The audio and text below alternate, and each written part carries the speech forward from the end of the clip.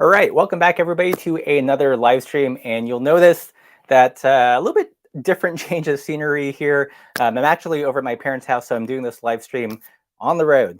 We've got some awesome guests today. We're going to talk with the editor-in-chief and art director of Adventure Cycling magazine, Adventure Cyclist. They just had a brand new redesign, so we're going to look at what all went in that, how they see the magazine different from other bicycling publications out there, and all sorts of other good stuff. But before I bring our guests on, if you guys appreciate these live streams, I think we've been having some really cool and interesting guests. Definitely consider supporting the channel by joining us on Patreon at patreon.com/pathlesspedaled. That is how we're able to make the internets, and also check out the merch store. We just got some samples here. These aren't on the store yet, but they're going to be up there soon. Some Party Pace shirts. This is in the Bridgestone design. This one's kind of a Thrasher-ish 90s logo design. This will be on the store soon. These are samples. We're trying to figure out which printer is doing the best job.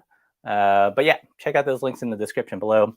And with all that said, let's jump in the live stream and welcome Carolyne and Allie. Howdy. Hello. How are you guys doing? So good to be back, Russ. Yeah. Yeah, Allie, this is like I feel like this is your second or third time on the live stream, maybe? Not on the, well, I don't know. Did you used to do Bikes by Bourbon live? No, that's true. It was all This is the recorded. first live event for me ever, so. Yeah. Cool. Well, let's jump into the magazine here.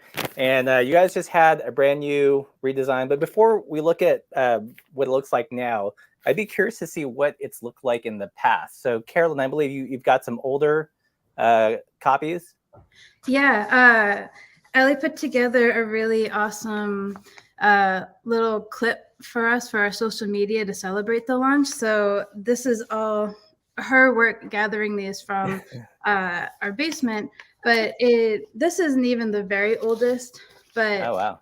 It used to be just like a staple book, and then it became this like newsletter type, and when it was Bike Report, and then we went into a more magazine Bike Report after that in 1994. Okay. So starting to get a little bit more modern, and then the first Adventure Cyclist had this very cool 90s design. And then we upgraded to this. And then what we had for 10 years was this design with that font. And here's another one. And now I have the new one. I know you just showed it, but now big reveal. How long did each design last for? About 10 years each. Okay. And yeah, the last redesign was done in 2013. Yeah. And so it's exactly 10 years for this one, which is fitting because it's going to be the 50th anniversary of the magazine also. So it's like a good time to really like reflect on who we are and what we're doing and how we see ourselves moving into the future. And it's really great that the staff, I'm the newest on the magazine, being here for 2 years. Allie and Dan have both been here for half a decade at this point, which really puts it in perspective, Allie. And I know it's really wild, but having people who've been here long enough to get a real sense of who our audience is, and also a sense of who we want our audience to include that we haven't been able to, has been really great in this process. Yeah. Cool. Well, let's talk about kind of the obvious visual changes first. Brand spanking new logo for the magazine. What was the thinking behind this, and how'd that come about? Yeah, I really wanted something that felt friendly. That was kind of my main focus with the new logo. because we're trying to not be the experts anymore. That used to be the vibe. The vibe now is that we're just sharing everybody's stories from every kind of experience. And so something friendly, something kind of retro. I really didn't want to pivot away from our 50 years of history because that feels like such a waste. We have so much good history and such a good legacy. So yeah, I worked with Bobby Dixon from Collective Fusion in Austin. He's a designer and printmaker. And his inspiration behind the new logo, or flag as we call it, is like national park iconography and vintage head tube badges from bicycles. We worked really hard to make the lettering just right. And I think it's awesome. I can't wait to like see it on beanies and hats and mugs, all sorts of stuff. I think it's going to be great. Yeah, I think this will reproduce really, really well. How about the choice for the front cover? Like what drew you to this picture, and what was kind of the tone you were trying to set with it? Man, so much. That photo was taken by Gabe Tiller, who was interviewed for a part in one of the features in this issue. He was the creator of the Oregon Timber Trail, and now he is working on the Orogenesis bike route, and you can read all about that in the issue. But that photo is, I believe, on the Oregon Timber Trail. And I love how textured it is. It has really great depth of field and like great composition.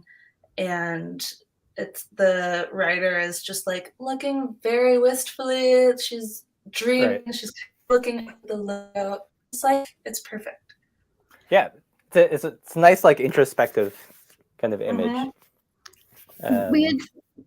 We had tried a bunch of different ones, and once we got the flag, we were so inspired and excited about it. And Allie had mocked up a bunch of different covers and black and white and color, and using different photos that had come from different features that are in the magazine. And I think we all really resonated and were drawn to this one because it also speaks to a lot of what we're trying to do visually and editorially with the magazine. It's creating this sense of like wonder, and I think the look on the writer's face is like curious but not concerned, and not necessarily in their comfort zone, but not in a way that they're not excited about. And there's a lot going on, but it's not distracting. And it just really draws your curiosity in to find out what that person's doing, how they got there, and where they're going to go after that. And you can see the look, thinking those questions kind of on their own in the writer's face. Yeah, I mean, I like the tone of the image. It doesn't have kind of like, I'm going to dominate the environment vibes.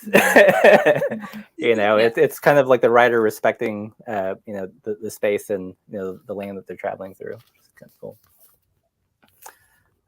Let's see. So another like big change is how hefty it is. Like this is thick, like with 2 C's. What was the format before, and what was the decision to change into something a little bit more kind of robust? Well,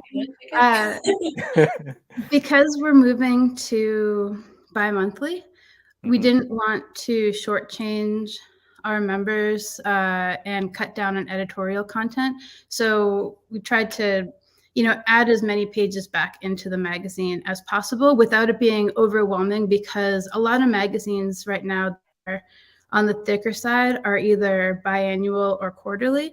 And so there's like a real balance to be struck with how much somebody can reasonably process and read through, and how much is feasible to design and edit on a bi-monthly basis with a staff of 3 people.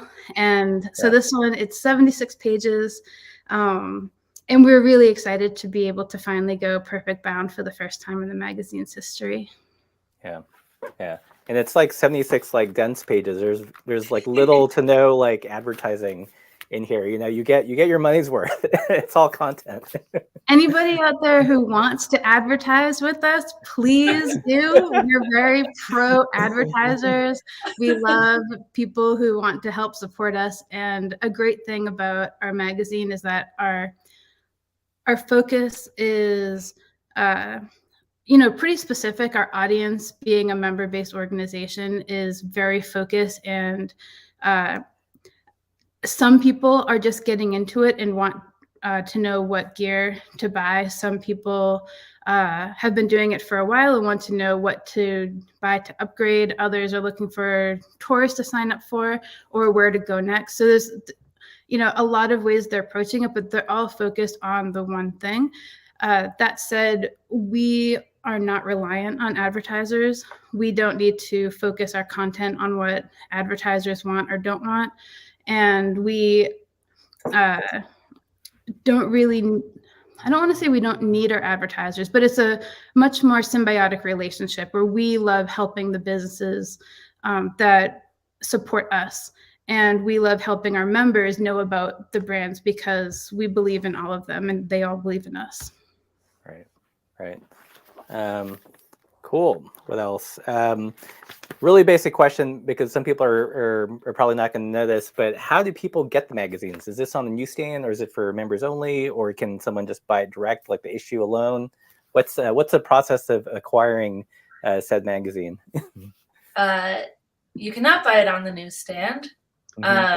You must be a member of Adventure Cycling to get it. Though I have seen some copies on eBay for purchase. So if you're really hunting for some back issues, eBay could also help you out. But memberships start at $45 a year. So pretty darn cheap, considering you get 6 issues of a really cool magazine and a lot of other member benefits. Yeah. So how do you guys balance the content in here? Like, how many stories did you, like, what was the story pool like that you had to cull from? And, how did you choose which ones made it into this first issue? I guess when we decided to go to this like 76 page larger format, it was a little daunting. And so I started by thinking about how to help me, essentially. Throughout my time here, we've had a couple of writers that have been pretty consistently providing content, and it's been a really easy way to know that we're going to get good things. And I wanted to switch it up and not have necessarily those same voices, but still have that kind of consistency, but not just for myself on that same selfish level, but also some consistency for the readers, knowing that there's going to be content coming every issue, even if the issue isn't going to be about something that resonates with them. Like this first issue is all about the creation of epic tours. Not everybody really cares about epic tours. Not everybody's going to really care about how people make routes, but they will care about what stretches to do to make sure that they don't injure themselves on the road, how to cook food for themselves and go into a store and know how to prepare that. There is a serial story on a rider who is embarking on a world tour, and another that's a serialized tour, our story of somebody who is just learning how to go bikepacking for the first time. And there's, a lot of content that's kind of grounding in the issue. And then from there, I think for this issue, I have one freelancer that I've worked with quite a bit who I just really love their stuff. And then the other ones kind of came about organically. A warm showers guest that stayed with me, I just became very a close friend with and sort of enamored with his story as I've learned more about him and his life process. So I asked him to write something for us, and that was kind of a almost selfish passion project on my end, because I just really wanted to share that story with the world. And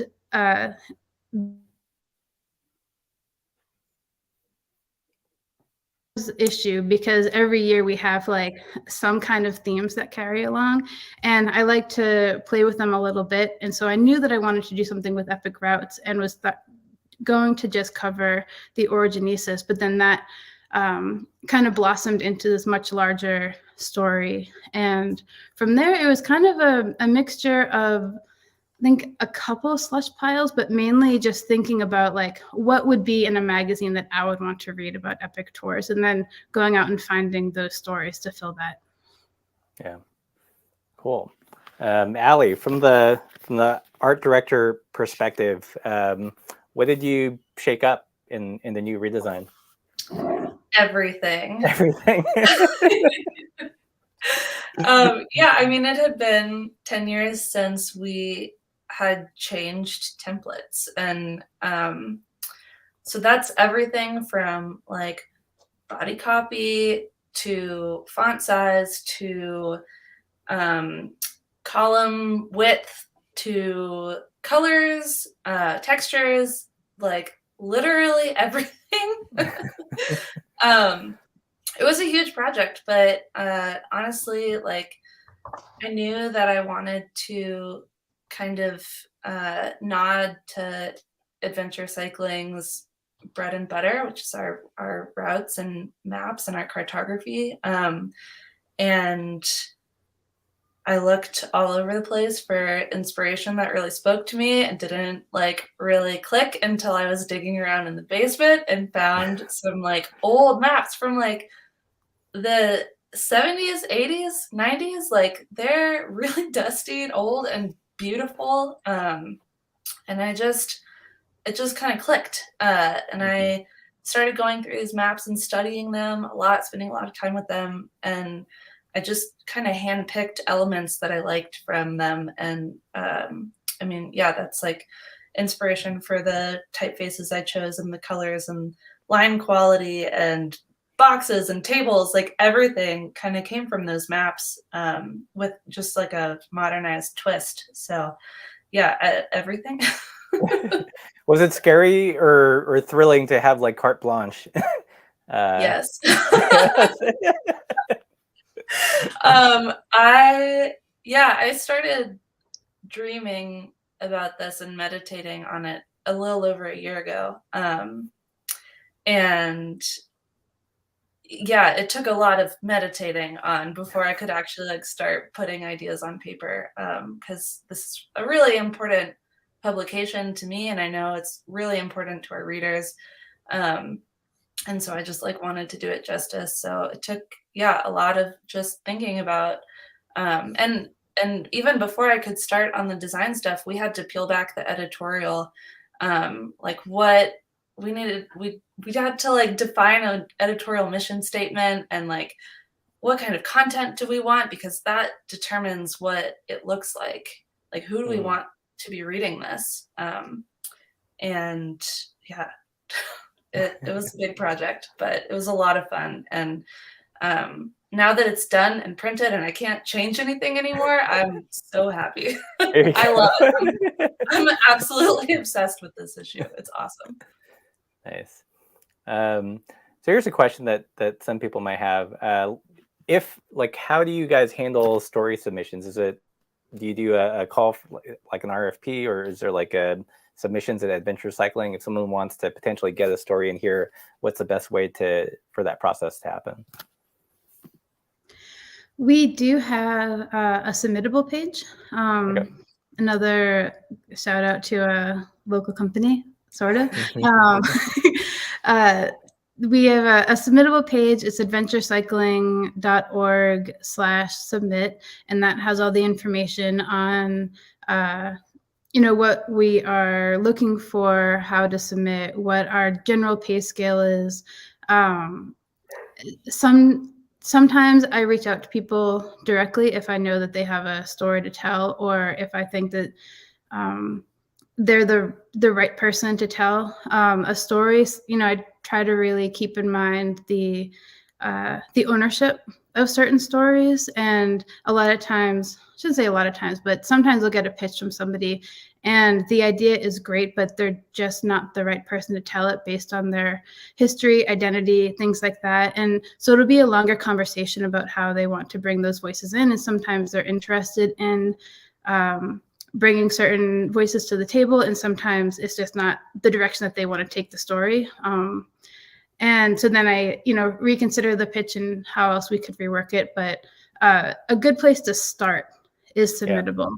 Yeah. And then we can go from there. Once you're in the door, then email is probably the way that a lot of people end up getting my attention. But yeah. Here's a quick and easy question. So you'd mentioned that to get the magazine, you have to be an Adventure Cycling member. Does it work if the person is in Europe? Yes. Yes. Okay. So yes, Jesse, got you covered.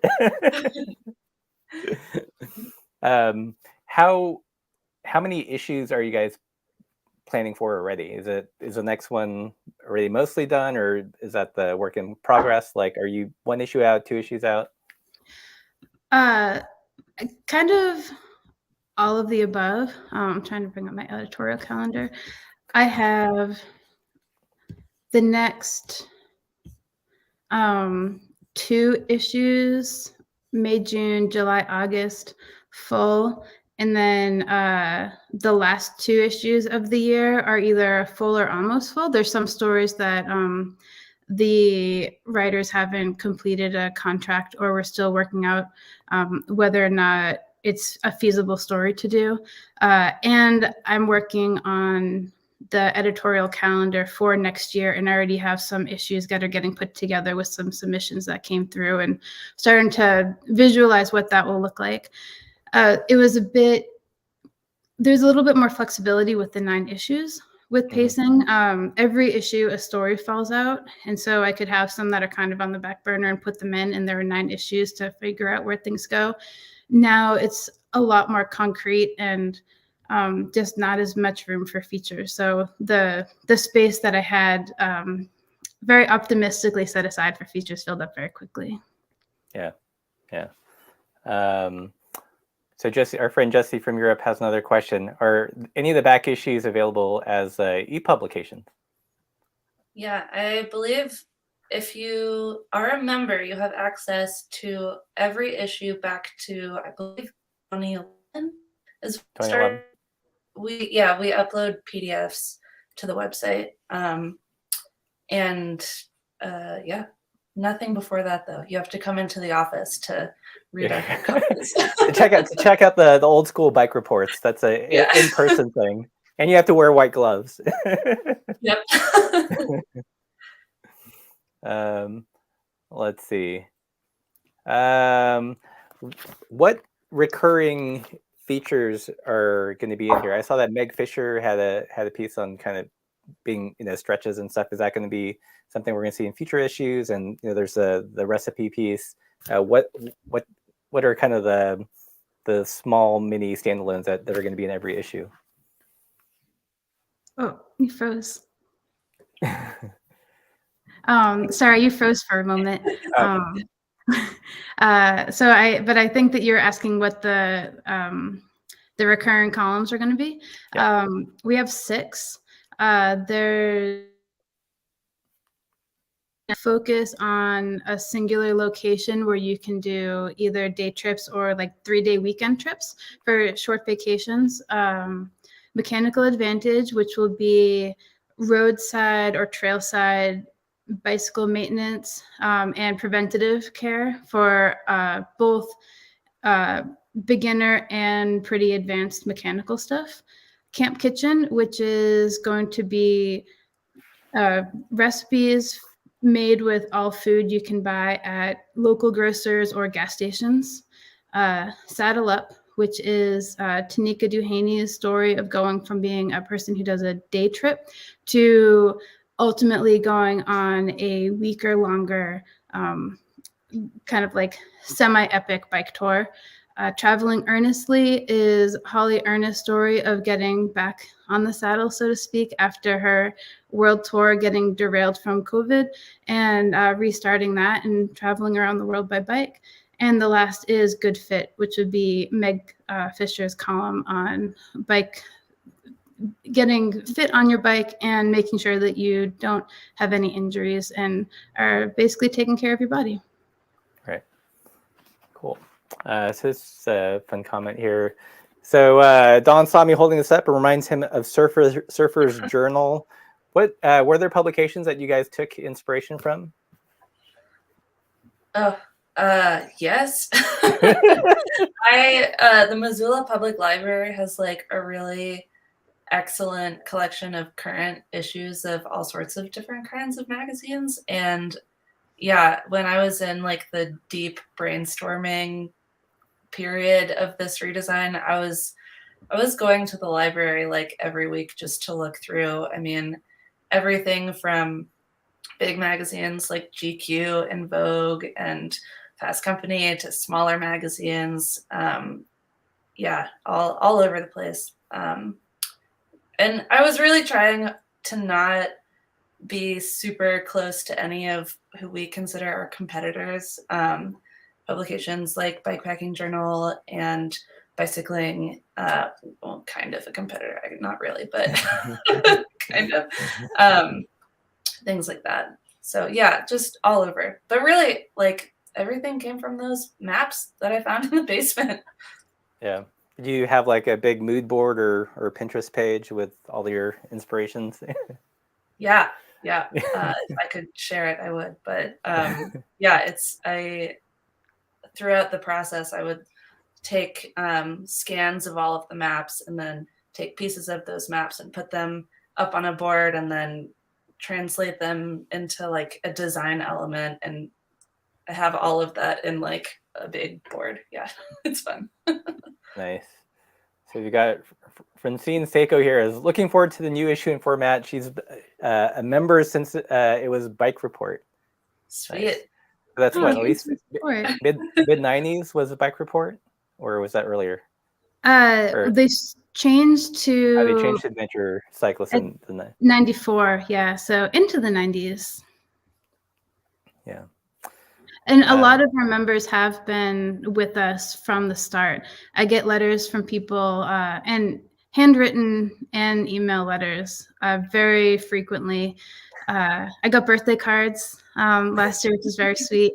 But a lot of our members are in their 70s, 80s, even a couple 90-year-olds who have been with us since we were Bike Report, since the organization was called Bike Centennial. And it really warms my heart that they've stuck around with us that long and that they're still excited in what we are doing and keeping alive. Yeah. So, bike touring has changed a lot. We've seen the rise of bike packing. It's usually pretty youthful. How do you guys balance the content so it speaks both to the people that have been touring since the 70s and pull in younger folks that are just discovering it within the last decade?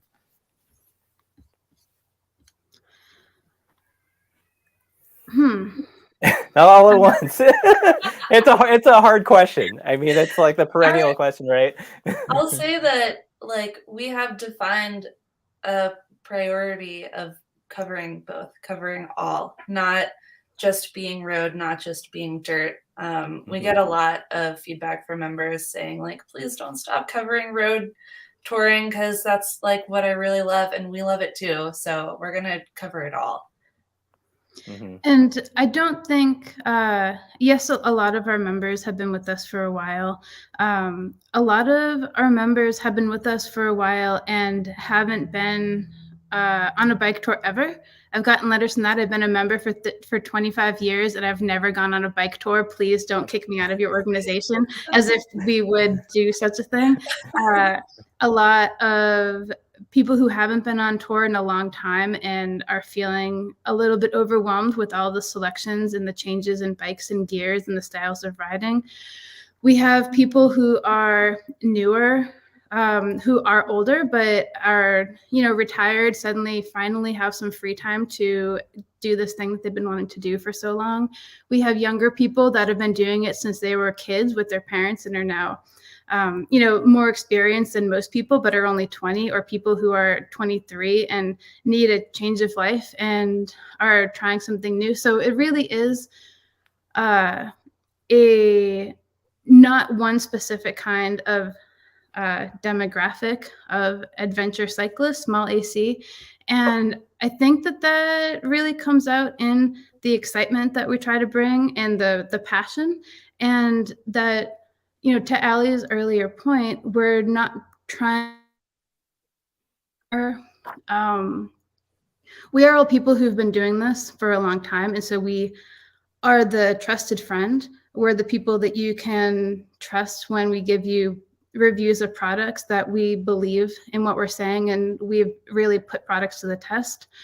And we are people who really care about this. And if you have been doing it for a long time and you're just looking for a great story to read, then we'll have stories for you. But also, if you're a little bit scared, then those stories may be good motivators for you to try, or there'll be a little bit of tips in there through the columns. Right. Yeah, I love that shift from kind of, very hierarchical, I'm the pro and, you're the student, to, just being like a guide or a friendly guide. Yeah. One of my big inspirations is, you guys are familiar with Story Brand? It's, No. no, you guys should look it up. I forget, I'm totally blanking on the author now, but it's really, really good.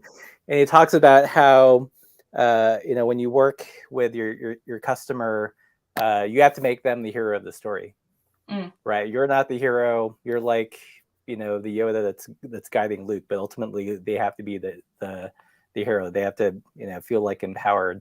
Otherwise, it's just, it's not serving them well, and they get disinterested. So. Cool. So we've got 90 people in the chat. If you guys have any questions for Carolyne, who is the editor-in-chief, I probably should have mentioned this in the very beginning, and Allie is our director. We're talking about the new redesign of Adventure Cyclist magazine. What super nerdy print design related thing that are you really proud of that maybe the average reader just wouldn't notice? Oh, good question. I have my favorites. I'm really excited to hear what Allie's favorites. Wait, I want to do yours first. Well, I guess, can I say the Easter egg? Yeah. So I have two favorite design qualities that just point to Allie's genius. One is like she's been saying, we've used a lot of map features throughout, but there's a map texture throughout it that's all from our own Great Divide mountain bike route. And there's a spur that comes to Missoula, and so it's like a local map to us.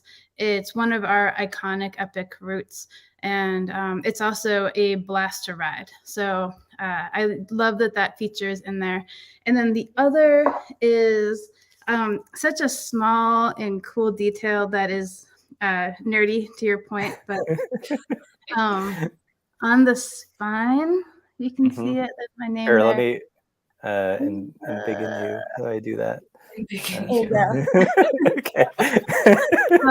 So you see that bar, and then it's like highlighted right there. This is the first issue of this redesign, but once we go into next year, it'll be it's the March-April issue. So we didn't have a January-February because we had a December-January issue that was in the old redesign. So this will be like issue number 2. And it's also done right here in this small. So it's like a progress bar. It's a progress bar, exactly. And nice. it's such a small detail, and there's a lot of really smart small details throughout it, but those are my two very favorites.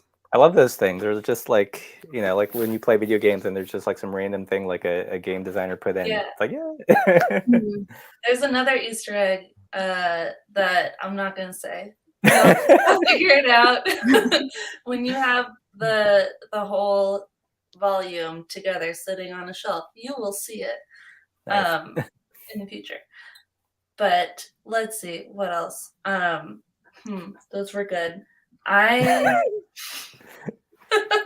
Remind me the question. The super nerdy thing that's average person might not notice, but you really enjoyed putting in here.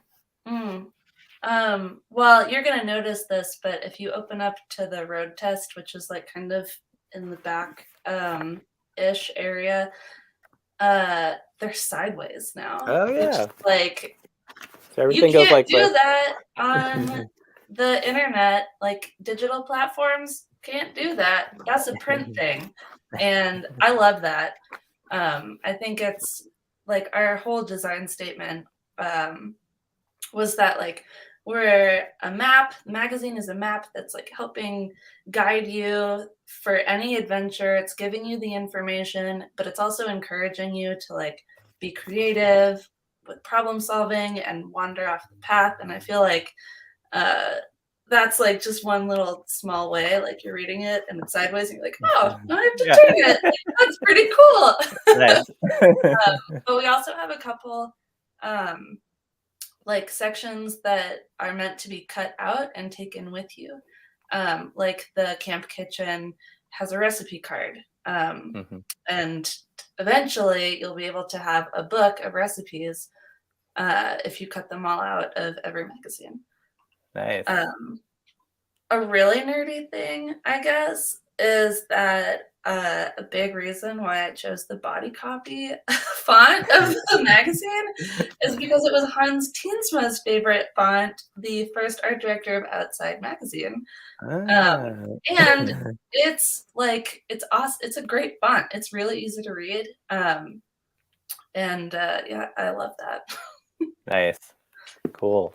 So again, from Europe, Juicy's asking, are all the writers from the U.S.? No. No. Because we are a U.S.-based nonprofit, a lot of our content does tend to lean slightly more towards the U.S., or at least historically it has. But and because of most of our members are in the U.S., then a lot of our people who submit are U.S. based, but I have one of our columnists is from Nova Scotia, and a writer that was in the last volume is from France, who has something coming up in the future, and he writes in French, and then one of our colleagues who works at Adventure Cycling translates for us, and we have a writer who's based in Croatia who does a lot of Eastern European coverage. So we try, I don't turn any story down based on nationality or even on language that is written in, so long as we can find a good translator and if the pitch is of strong enough quality. Yeah. And it has good images too. Yeah. So Rosina asks, is the last page the same? The photo and story of the folks who stop by. You know we wouldn't take that away. It is upgraded. Yeah. Many of our members tell us that they read the magazine by getting it and opening immediately to the back page, and that is the first page that they read. And I love that. So when you select the back page stories, are these from the current year, or are they from like whenever? They are usually from the previous year. I shoot, me and a couple other staffers shoot portraits as writers come through Missoula on their tours. And sometimes if there's like a really incredible person who comes through and their story is really relevant, I'll slip them into the current issue or the current volume. But typically I shoot them in the summer and then wait for them all to like finish their adventures, and then I follow up with them in the winter to see, like, because sometimes they come through Missoula and they're like just starting their tour and they have like a whole entire adventure to experience. And so I follow up with them, get their stories, and then pick which ones I'm gonna print in the magazine. Yeah. So here's a good question from Jason. Will the magazine touch on issues such as climate change and diversity in cycling communities? I know some people are just like, it should just be about bikes only. But we live in challenging times. Like, what's, where do you guys draw the line? Is this stuff that you're going to explore or have explored? We have touched on those and will continue to, as is pertinent. I think it's really impossible to separate the personal and the political, at least to a point. And as a reader wrote to me one after we got some pushback from a feature that touched on the potential existence of climate change based on people's lived experiences with their climate changing, that it's something that affects cyclists, and we need to at least think about from a purely practical matter of how is the world changing and how do I need to plan for it for my trip? Is this area going to be on fire literally when I want to ride through it? Is the winter on my fat bike trip? I saw a lot of fat bike comments. Is that going to be slushy? What's the snow going to be like? Is it going to be enough hard pack? Is it going to be too cold to ride? So even outside of the political aspect, it's just something that would be really negligent for us to not touch on. Personally, because we are a magazine that is about adventure, bringing people in versus pushing people away, I want any story that touches on complicated issues to come from a place of love and explanation, and trying to bring people into the fold of like, if something's going to be talked about, why we're talking about it and why it feels important to that specific story. And if somebody is talking about their personal lived experience that has to do with their identity regarding race, gender, size, anything else, that it's important to tell. And it's not just to be raising a flag for it, but raising a flag for good, valid reason. And I want that to really come across in the editorial. And then, like, I mean, looking at different cycling events over the last couple of years, have been canceled because of fire. It's like impossible to ignore. Like I know some bike events that have literally changed seasons because the summer has been so unpredictable, and it seems like now some routes, like the window for enjoying the entire section is getting smaller and smaller between, the end of winter and like fire season. So yeah. Let's see. All right. So if you guys are in the comment section still, let us know if you have any questions for Carolyne and Allie. What were you tasked with this redesign, Carolyne, or was it discussed before you came in and you had to execute? That is complicated. I will say when I started, it was one of the first things that Allie had mentioned. I want to do a redesign, and we were kind of looking at it from like a couple years down the road, and but we were like starting slowly to do it and thinking about how it could be done, having some meetings about the redesign, thinking about the changes that we would like to make. And it was very conceptual and in this like dream level. And then it was kind of, I was kind of put to task a little bit, I would say, from the organization, who is like, let's make this happen. You've been talking about it. Let's just do it. It's going to be the 50th volume. So we'll make it happen for this. And then that really gave us suddenly from having no real deadline to having a 4-month or so deadline to have all the design elements and all the freelancers put into place so that we could start editing and formatting and doing all the actual production of the magazine.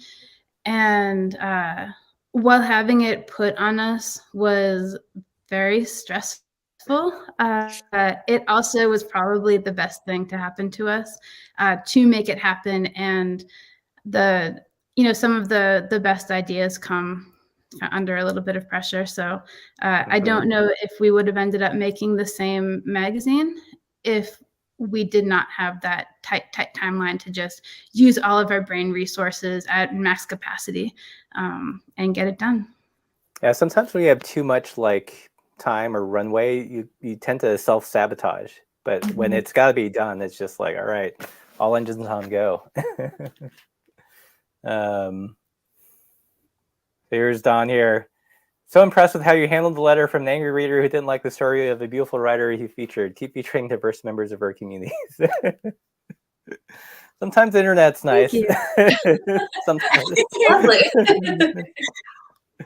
That really means a lot. Thank you. I have never received more letters about any particular feature, except when I used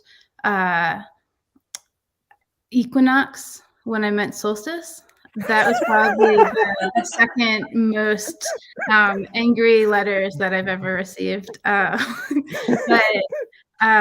it's so much feedback, mainly very much in support. And a lot of people just really surprised that Tanika's story would have received any kind of pushback because it was such a non-race specific, not gender specific, not age specific story of how to teach your kid how to go on longer distance bike rides. And it felt really important to give her the space to answer that letter, mainly because it's what she requested to do. I didn't even want to show her the letter until I talked with a Black friend about it. And he was like, do you think that we have not heard so much worse in the past? And just the best thing to do is to show a mirror to people sometimes. So I brought it up to Tanika and was like, do you even want to read this? And she did. And then she said that she would like to post the letter as well as her response. And I did. And I think that it, was really helpful for her because then she also saw how much support there was from our organization, from our members, of how many people really want her and her daughter to be a part of the adventure cycling community. Yeah. Cool. So Steve asked, what is the total circulation of AC of Adventure Cyclists as of this year? I believe it's 55,000. Okay. Somewhere in there. Yeah. We have about 55,000 members. The math that our membership department did says that we have a readership of 115,000. And I think that is calculating how many people are in households based on our member surveys and how many people request magazines that aren't necessarily members yet. And it's like a pass along rate. Yeah, pass along rate too. We assume that people will pass their issue on to someone else or a lot of people will.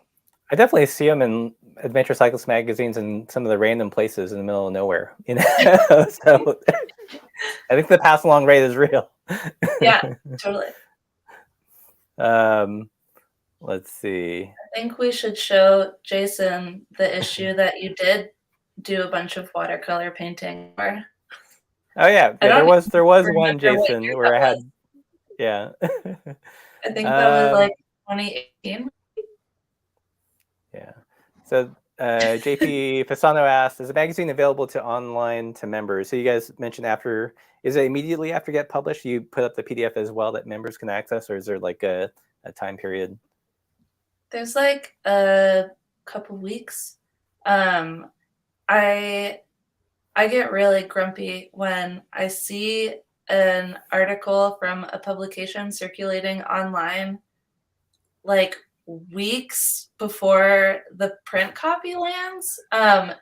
because we at Adventure Cyclist are very much in love with print,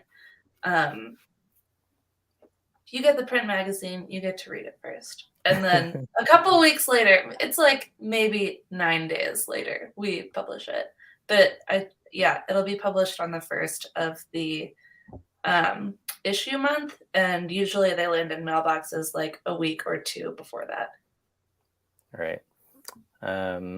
How do you guys like, what is the value proposition of still having a print magazine in the digital age? Like, what is this give someone that, you know, like reading something online doesn't give them? I saw someone actually answer that question in the comments earlier. Don said, I consume almost all media digitally these days, but every time I get an Adventure Cyclist in the mailbox, it's a great thrill.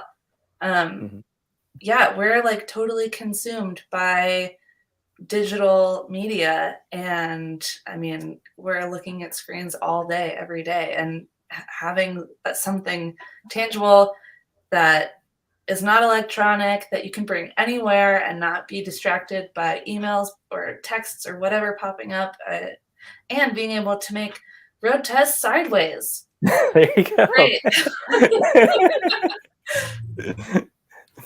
That would be, I mean, like the act of having to turn the magazine over, you know, and that might be like out of it. It's great. You can't cut out a web page. No. Make your computer.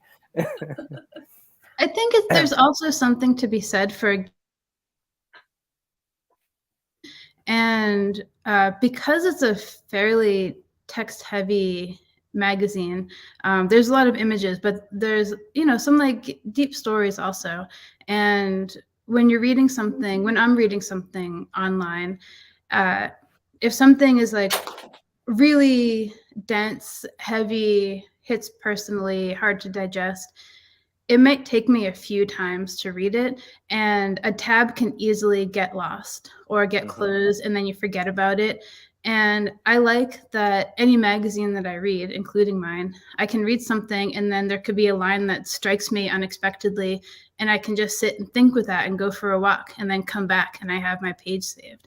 I don't get distracted when I read a magazine. I'm not having text messages and Instagram messages and emails all coming at me demanding my attention when I'm trying to specifically not pay attention to that. I can put that all away and just have something in my hands that I can focus on and actually take a break and enjoy it. Yeah. And it's easier to highlight and underline things on text. Like I have a Kindle and it's so hard to highlight things, and then like I don't know where it goes. Like I want this quote, like, but it's just disappeared somewhere in the cloud. Somebody has used that for evil, though, so I'll caution. And that they took not one of my letters, but somebody else's letters that had some grammatical. They took some artistic leniencies with some grammatical choices, and a reader went through and highlighted a lot of it, and then just mailed her the letter back, which, you know, so highlighting can be good to a point. Weaponizing the highlighter. Good job. Good job, humanity. All right, Steve says, print is perfect for coffee shop visits. I do like that aspect of this, and I'm not joking when like I see Adventure Cyclists, they'll pop up in some cabin that we've rented, because either some cyclists have stayed there, or maybe the people that own the property have hosted a cyclist and they've looked into it. And it's fun to kind of discover this in all sorts of places. Let's see. All right. We're coming up to an hour. If you guys have questions for Carolyne, she's the editor-in-chief of Adventure Cyclist magazine, and Allie is our director there. Be sure to throw it in the comments. Is there anything else people should know about the magazine or get excited about? I want to highlight one story in this particular issue. It's like somewhere in the middle of the features. It's an interview. It has like huge, big red letters. It's an interview that Carolyne did with our legacy cartographer, that's the page. Carla has been working as a cartographer for Adventure Cycling for 40 years as of last month. Oh, dang. And came to know the organization because she rode across the country in 1976 with the Bicentennial event. And this interview is just, it's so interesting to me. It's so great. I love that Adventure Cycling has history in the way that, like, they started kind of like without computers. Like, imagine making a map without computers now. Like, that's crazy. Same with the magazine. And now, you know, we use Adobe software to make all of these things, and like Carla has seen it all, and I think it's such a good, interesting profile. Yeah, cool. Yeah, she's I love this picture of her. It must be in the 70s because she's got the Bell helmet on. Yeah, the Bell yeah, that V1. was 1976. Yeah, it's classic. Yeah, it is crazy to think. I've stopped by before, and Daniel Morgan showed me some of the old maps that they've laid out and some issues, and everything was just, you know, literally cut and paste with like scissors and glue, and like, you know, doing all of that with the tools back then seems bananas now. Let's see. Do we have any other questions here? So Francine writes, I left my extra copy with our friend from the Netherlands last May. So that's how they get around. But what was that term again? The pass-through rate? Is that it? Or Pass-along. Pass-along rate. Okay. The technical term. I feel so much wiser now. Let's see. Okay. Well, I think I'm going to wrap it up here. There doesn't seem like there's any other questions. But thanks so much, Carolyne and Allie, for being on the live stream. And again, let me begin this. We've been talking about the new redesign of Adventure Cyclist magazine. Lots of cool Easter eggs. Like I think this thing here, when you get it, this is actually a progress bar. That's cool. And there's other ones to be discovered inside. You know, Allie was talking about the road test and how you have to physically turn the magazine over. And this is a cool one. It's on the Bike Friday Alpaca. So lots to discover and enjoy at a leisurely pace without being distracted because it's all in print. And yeah, so I guess thanks, Carolyne, and thanks, Allie, for being on the stream. Any last words? This has been a lot of fun. Thank you. Yeah. Become a member. You'll get discounts on maps and discounts in Cyclosource, I think. And you get a really cool magazine, and you support a really awesome mission. Yeah, and we do a lot of advocacy work as well, and help make roads safer for cyclists, and help us make more cool routes also. So if you like this, sign up. Thank you. Yeah. I didn't put the membership link setting up the live stream on YouTube, but Carolyne, if you can send me that, and I'll add it in the description so people can do that. Sure. And cool. Well, I'll take us home. Thank you, everyone, for joining us on another live stream. Hope you guys enjoyed it. If you like this content, like, share, subscribe, all that good stuff. Or better yet, you know, join us on Patreon. You get access to lots of cool perks and discounts from brands that we love.